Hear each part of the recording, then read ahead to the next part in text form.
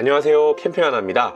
오늘은 캠핑에 있어서 아주 기초적이고 기본적인, 하지만 관심을 갖지 않으면 쉽게 구별하기 어려운 내용에 대해 여러분과 이야기를 나눠볼까 합니다. 바로 텐트의 종류와 특징, 그리고 장단점에 대해서 한번 알아볼 텐데요. 이걸 도대체 왜 하냐? 이제 봄이잖아요. 텐트를 많이 구입하고 찾으실 시기가 된 것 같아서 텐트 구매 시 참고하시라고 정리를 해봤습니다. 뭐든 조금이라도 알고 사는 것과 전혀 모르고 사는 것은 큰 차이가 있으니까요. 그래서 오늘 이 영상은 이제 막 캠핑에 입문한 캠퍼분들과 캠핑을 하고 있지만 텐트의 종류와 장단점에 대해 무관심하셨던 분들이라면 한 번쯤 꼭 시청하시면 좋을 것 같습니다. 캠핑이라고 하면 누구나 가장 먼저 텐트를 떠올릴 겁니다. 그만큼 텐트는 누구나 다 아는 대명사가 됐죠. 캠핑에 조금이라도 관심이 있으셨다면 정말 많은 종류의 텐트가 있다는 것을 한 번쯤 보시고 들어보셨을 텐데요. 막상 내가 텐트를 구매하려고 하면 무엇을 사야 할지 몰라 고민할 때가 상당히 많습니다. 저 역시 그랬고요. 캠핑 카페에서 활동을 하다 보면 상당히 자주 보이는 질문 중에 하나는 저 캠핑을 좀 해보려고 하는데 어떤 텐트를 사야 하나요? 라는 질문입니다. 그만큼 다양한 텐트의 종류 때문에 헷갈려하고 고민하는 분들이 많다라고 하는 사실을 정말 극명하게 보여주는 사례라고 할 수 있죠. 그런데 재미있는 사실은 텐트를 분류하는 기준에는 정답이 없습니다. 다시 말해 내가 바라보는 시각에 따라 분류 기준이 조금씩 달라질 수가 있습니다. 그래서 지금부터 제가 말씀드리는 것이 꼭 정답은 아닙니다. 하지만 이 영상을 다 보신 후에 여러분이 텐트를 구매하신다면 여러분의 텐트 구매 기준과 본인이 더 선호하는 캠핑 스타일을 찾으시는데 조금이나마 도움이 될 거라고 생각하고 도움이 되었으면 좋겠습니다. 시작하기에 앞서 좋아요 한 번씩 눌러주시고요. 구독과 좋아요는 채널의 성장과 영상 제작에 힘이 되니까 꼭 눌러주세요. 그리고 끝까지 시청 부탁드립니다. 오늘 영상은 좀 상당히 긴 편이니까 마음 단단하게 잡아매시고요. 그럼 한번 본격적으로 시작을 해보죠. 네, 여러분들 텐트 하면 가장 먼저 어떤 것들이 떠오르시나요? TP 텐트, 돔 텐트? 네, 텐트의 종류를 저는 크게 세 가지 관점에서 정리를 한번 해보았습니다. 아마 많은 분들이 공감하실 수 있는 일반적인 분류 기준을 좀 가지고 와서 분류를 해봤다라고 생각하시면 될 것 같은데요. 첫째는 용도, 둘째는 형태, 셋째는 재질입니다. 그럼 먼저 용도에 따른 분류를 한번 살펴보도록 하겠습니다. 용도에 따른 분류는 어떤 것들이 있을까요? 저는 크게 두 가지 정도로 나누어 볼 수 있다고 생각합니다. 첫 번째는 캠핑 스타일입니다. 다시 말해 내가 어떤 캠핑을 하고자 하는가를 의미하고 이것에 따라 텐트를 좀 분류해 볼 수가 있겠죠. 이런 관점에서 생각을 한번 해보면 캠핑 스타일은 다시 여러 가지로 좀 나누어지는데요. 첫 번째는 캠핑을 체험해보는 또는 발만 슬쩍 담궈보는 스타일이라고 볼 수 있을 것 같은데요. 바로 피크닉이 있습니다. 피크닉은 주로 원터치 텐트, 팝업 텐트, 그늘막 텐트 등을 사용하죠. 당일치기 캠핑이나 나들이를 즐기러 가는 가벼운 캠핑 방식이라고 볼 수 있습니다. 텐트의 특징과 장단점들은 잠시 후에 형태에 따른 분류에서 한 번에 언급하기로 하고요. 계속해서 트레킹을 하면서 아울러 캠핑을 즐기는 스타일이 있습니다. 백패킹 또는 미니멀 캠핑이라 불리는데요. 상당히 오랜 시간 걸어야 하기 때문에 컴팩트한 그리고 가벼운 텐트를 사용하게 되고요. 보통 이런 스타일의 캠핑에서는 돔 텐트나 알파인 텐트 등을 주로 사용하죠. 단 미니멀 캠핑의 경우 꼭 이 캠핑 스타일에만 적용되는 용어는 아닙니다. 의미하는 바가 상당히 이쪽과 좀 가깝다고 생각했기 때문에 저는 이곳에 포함을 시켰습니다. 세 번째는 아마 국내 대부분의 캠퍼들이 한 번쯤 이 캠핑을 즐겨보거나 들어보셨을 거라고 생각하는데요. 그만큼 가장 많은 인구가 가장 보편적으로 즐기는 캠핑 스타일이라고 볼 수 있을 겁니다. 바로 오토 캠핑입니다. 차량을 이용해 이동해서 캠핑을 즐기는 방식을 말하죠. 오토 캠핑의 경우에는 주로 리빙쉘 텐트, 터널형 텐트, TP 텐트, 최근에는 에어 텐트까지 상당히 다양한 종류의 텐트를 사용을 합니다. 네 번째는 차량에서 잠을 자는 캠핑 스타일이죠. 차박 캠핑이 있습니다. 그런데 차박 캠핑이 갖는 아쉬움을 떠올려 보라면 아마도 협소한 공간을 가장 먼저 생각하실 것 같은데요. 그래서 차박 캠핑에는 차량 도킹용 텐트나 루프탑 텐트를 사용하기도 하죠. 그 외에도 최근에는 오토바이나 자전거를 활용한 캠핑 스타일이 생겨나고 있고 이런 오토바이나 자전거를 보관하면서 캠핑을 할 수 있는 전용 텐트들이 속속 나타나고 있는 것 같습니다. 이렇게 총 6가지 캠핑 스타일에 따라 텐트를 좀 분류해 볼 수 있을 것 같고요. 다시 돌아가서 용도에 따른 분류 기준 중에 또 다른 하나는 사용 인원을 생각해 볼 수 있을 것 같습니다. 최근에 유행 중인 혼자서 하는 솔로 캠핑부터 둘이 하는 커플 캠핑 또는 뭐 우정 캠핑 같은 것들이 있을 수 있겠죠.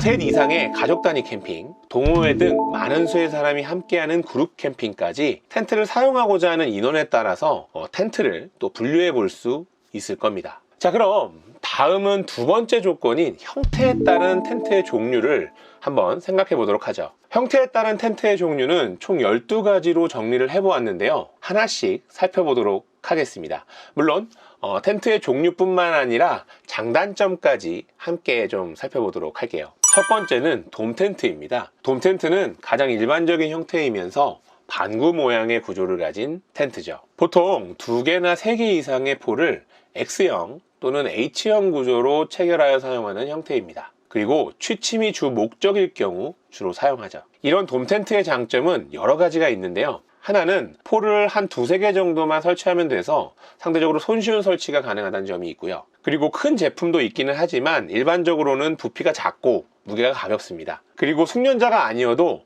혼자서 설치가 충분히 가능할 만큼 설치 방법이 어렵지 않죠. 또한 돔이라는 구조상 상대적으로 바람에 강하고 안정적이라는 점이 돔 텐트가 갖는 장점이라고 생각할 수 있습니다. 반면 단점은 취침하는 것이 주 목적이기 때문에 우리가 흔히 말하는 전실 공간이 없거나 아주 협소합니다. 그리고 상대적으로 천장까지의 높이가 좀 낮고 비가 내릴 때 텐트를 출입하는 경우에 실내로 빗물이 들이칠 수 있죠. 또한 취침 공간이 텐트의 전부이기 때문에 구조상 난방 방식에도 제한이 따른다는 점이 단점으로 좀 생각이 됩니다.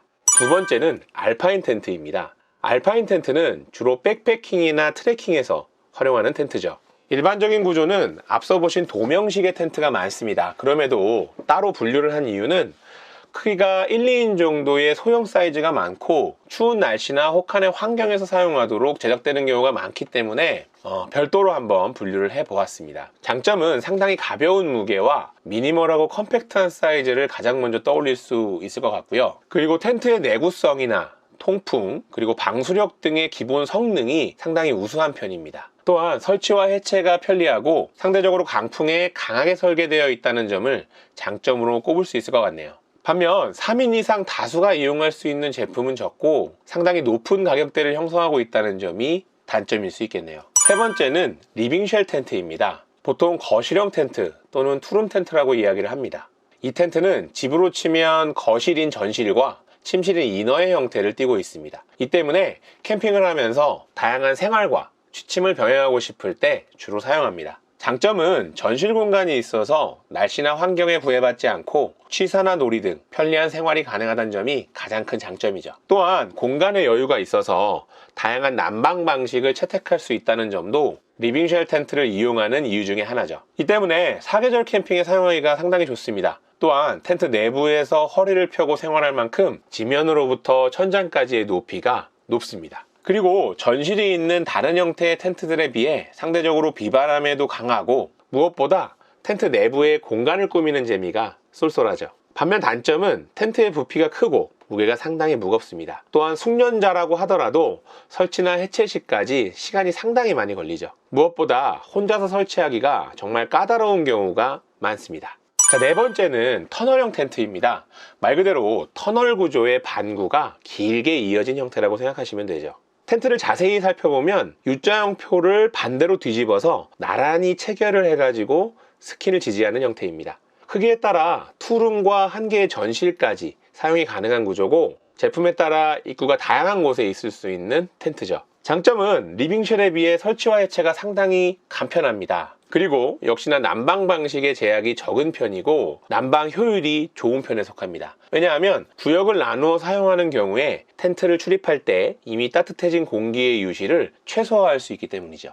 반면 단점으로는 상대적으로 바람에 취약한 단점이 있고 리빙쉘에 비하면 천고가 좀 낮기도 합니다. 그리고 팩을 박지 않으면 스스로 자립이 어렵다는 단점을 가지고 있죠.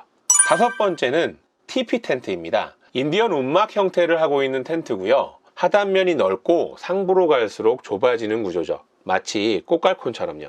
좀 더 자세히 보면 센터폴로 중앙을 지지하고 스킨을 스트링으로 당겨서 팩을 이용해 기립시키는 형태입니다. 물론 요즘에는 A형 폴이라고 해서 센터폴을 없애는 어떤 그런 방식이 나오기도 합니다. 장점은 설치와 해체가 상당히 쉽고 바람에 강한 편입니다. 무엇보다 약간 빈티지 스타일의 감성을 느끼기 좋죠. 반면 단점으로는 구조상 출입 시 비가 내부로 들이칠 수 있는 문제가 있죠. 그래서 요즘에는 이런 불편함을 해결하기 위해 지금 보시는 이 텐트와 같은 제품들이 나오고 있습니다. 또한 구조상 공간 활용이 매우 비효율적입니다. 무엇보다 사용해 보신 분은 아시겠지만 텐트 둘레에 팩을 엄청 박아야 합니다. 팔 근육을 기르기가 아주 좋죠. 여섯 번째는 에어 텐트입니다. 에어 텐트는 돔이나 리빙쉘 등 다양한 구조가 있지만 기존의 폴대를 이용하는 방식이 아닌 공기를 채워 공기의 압력으로 텐트를 지지하는 형태의 텐트입니다. 별도의 폴을 설치할 필요가 없기 때문에 상당히 큰 부피와 크기임에도 불구하고 전동 펌프가 있다면 설치가 매우 간편해집니다. 또한 에어폴 특성상 바람에 강하고 기존 폴대에 비해 회복력이 좋은 것으로 알려져 있습니다. 생각을 조금 해보면 폴대는 바람에 강할 때 부러질 수 있지만 에어튜브로 되어 있는 에어폴은 휘어지기는 해도 부러지진 않죠. 때문에 바람이 잠잠해지면 다시 원상태로 복귀할 가능성이 있기에 폴대에 비해 바람에 강하다고 볼 수 있습니다. 반면 단점도 존재하겠죠. 먼저 전동 펌프가 없거나 전동 펌프를 쓸 수 없는 상황이라면 상당히 불편해집니다. 펌프질을 엄청나게 해야겠죠.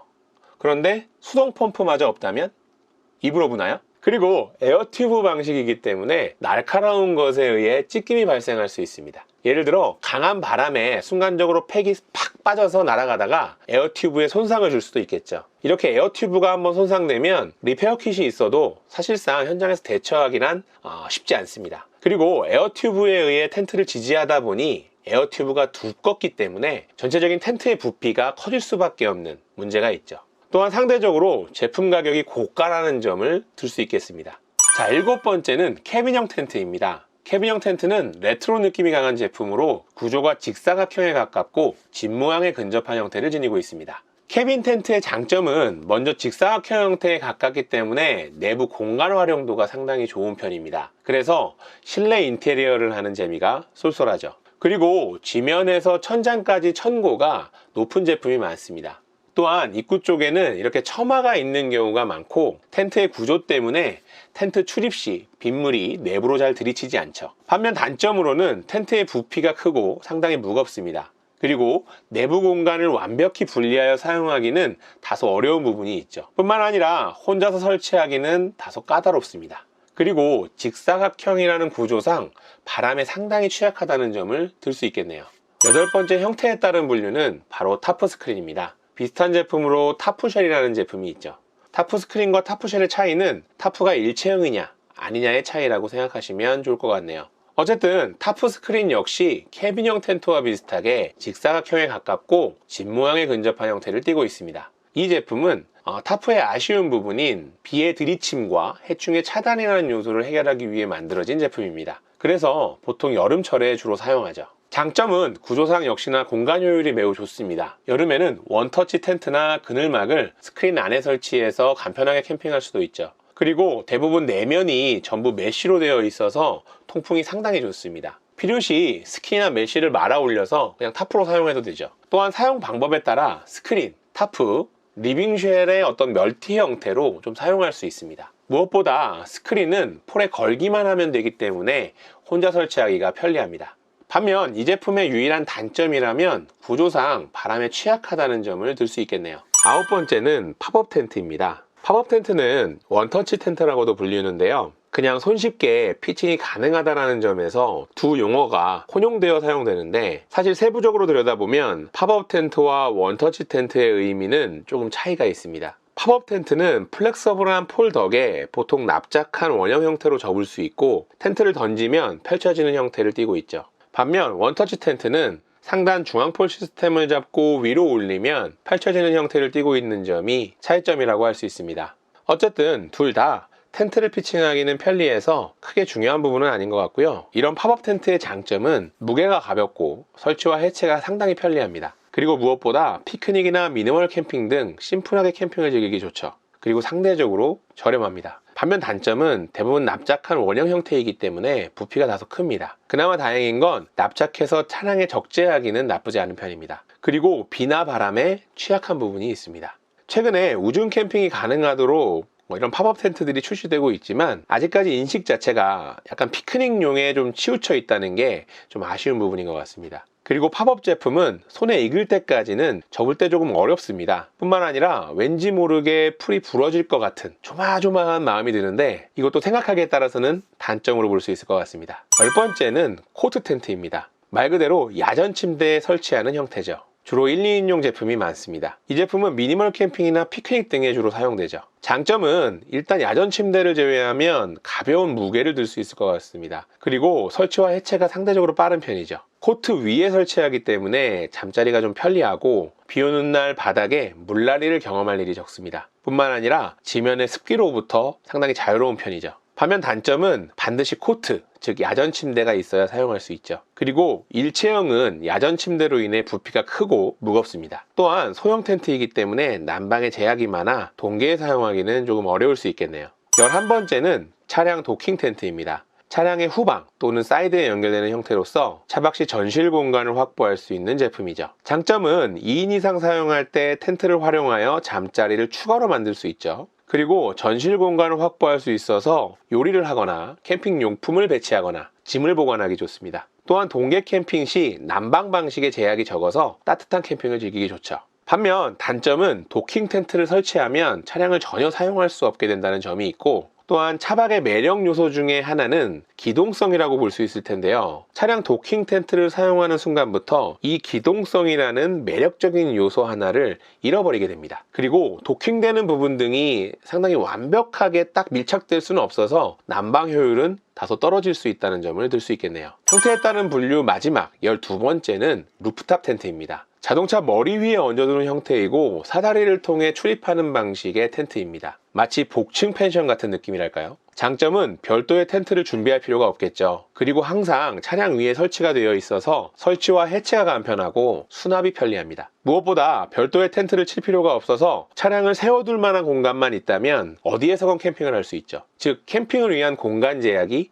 적은 편입니다. 그리고 바닥면이 고르기 때문에 취침의 퀄리티가 상당히 좋고요. 지면의 습기로부터 자유로울 수 있다는 점 역시 장점으로 생각해 볼 수 있습니다. 반면 단점은 차량에 항상 고정하고 다녀야 한다는 점이며 이로 인해 차량 연비가 다소 저하될 수 있는 부분도 있습니다. 그리고 설치 후에 텐트로 이동하려면 사다리를 이용해야 하는데 사다리를 올랐다 내렸다 해야 하는 것도 보통 일은 아니죠. 그리고 텐트 가격이 고가라는 점을 들 수 있겠네요.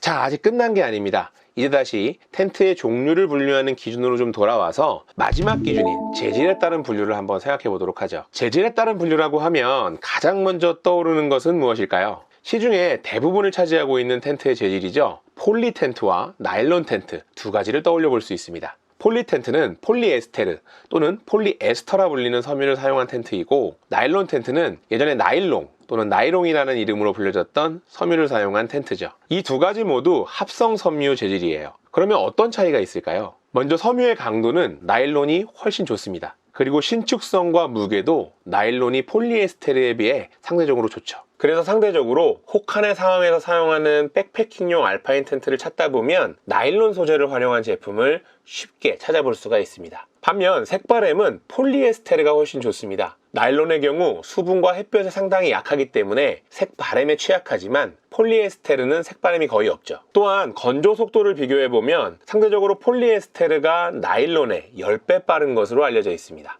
그리고 섬유의 구김 정도도 폴리에스테르는 거의 없어서 원 형태를 잘 유지하는 편이죠.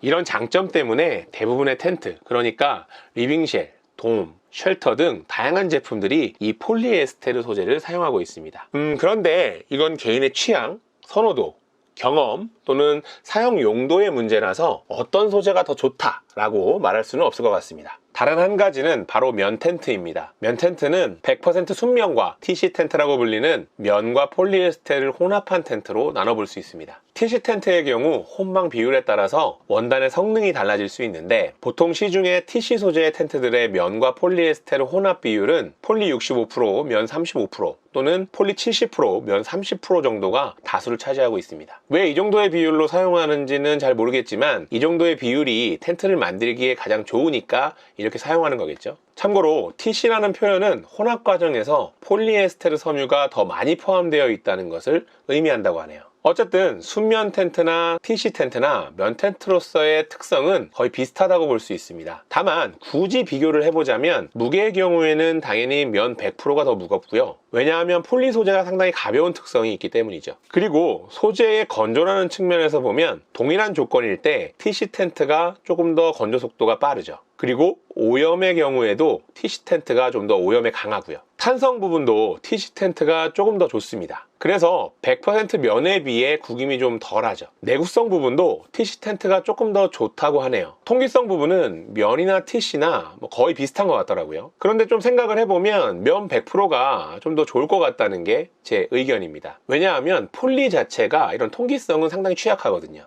어쨌든 이러한 사실들은 그냥 그렇구나 이렇게 생각하시면 좋을 것 같고요. 그렇다면 우리가 관심 있는 건 면과 폴리의 차이는 도대체 뭘까? 그리고 어떤 게 더 좋은 걸까? 이거 아닐까요? 사실 저는 개인적으로 둘 간의 차이는 크게 없다고 봅니다. 유일한 차이라면 느낌이죠. 감성, 이 차이라고 봅니다. 무슨 말이냐? 사용감에 있어서 상당히 예민한 분이거나 아니면 정말 캠핑을 오래 하고 관심이 많은 분이 아니라면 두 텐트의 사용감의 차이를 아주 단기간에 느끼기란 쉽지 않다고 저는 개인적으로 생각해요. 물론 저는 직접 면 텐트를 써보지는 못했습니다. 그냥 간혹 조금씩 이용해 본 정도이고요. 그리고 면타프 정도 사용해 본 게 다예요.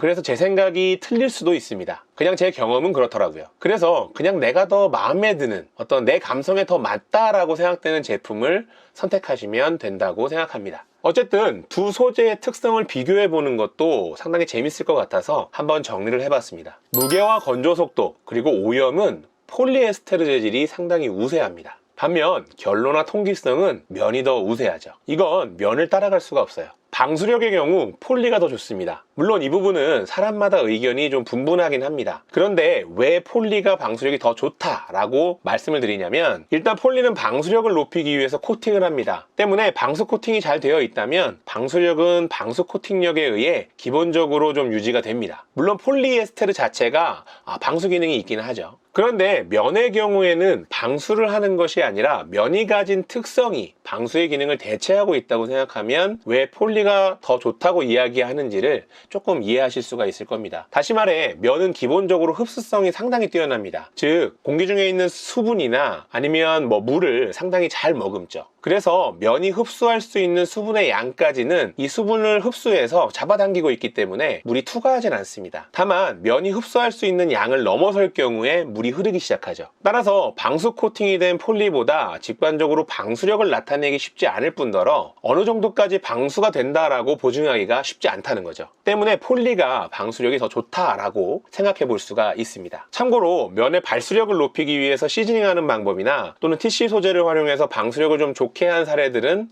여기에서는 다루지 않겠습니다. 그리고 또 다른 차이는 가격 부분에서는 폴리 소재가 좀 우위를 점하고 있네요. 이렇게 면과 폴리 둘 간의 비교를 좀 해보았는데요. 특성별로 비교를 해보면서 생각해 보긴 했지만 솔직히 사용 측면에서 면과 폴리 어떤 게 더 우세하다라고 말하기는 쉽지 않다고 생각합니다. 그냥 본인이 더 추구하는 쪽의 텐트를 사용하는 것이 좋다고 보고요. 요즘에는 기술력과 사용자의 피드백을 너무 잘 반영해서 사실 어떤 텐트를 쓰더라도 진짜 못 쓰겠다 이런 제품은 많이 없다고 생각합니다. 따라서 그냥 내 눈에 마음에 드는 것, 내 감성에 조금 더 맞는 것, 그리고 내 캠핑 스타일에 적합한 것을 선택하시는 길이 가장 좋은 텐트를 고르는 지름길이 아닐까 생각합니다. 지금까지 장시간 이야기를 들어주셔서 감사하고요. 다음에는 텐트 소재의 직조 방식과 다양한 가공 표기 그리고 그 의미를 한번 다뤄보도록 하겠습니다. 아직까지도 좋아요를 안 눌러주셨다면 좋아요 한 번씩 부탁드리고요. 구독과 알람 설정까지 해주시면 업로드되는 영상을 즉시 시청하실 수가